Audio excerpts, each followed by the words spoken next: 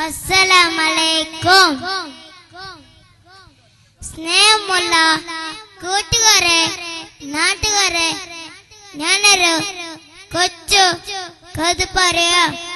നല്ല രസമുള്ള കഥയാണ്. ഒരിക്കൽ സൈന എന്ന സ്ത്രീ മുത്തൻ ബീബി സല്ലല്ലാഹു അലൈഹി വസല്ലം തങ്ങൾക്ക് കുറച്ച് ആട്ടിറച്ചി കൊടുത്തയച്ചു. സമ്മാനം കൊടുത്താനാണ് കേട്ടോ.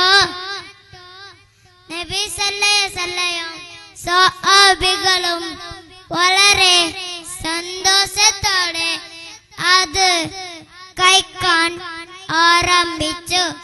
പെട്ടെന്ന് നബി തങ്ങൾ ആ പെൺകുട്ടി കൊണ്ടുവരാൻ പറഞ്ഞു.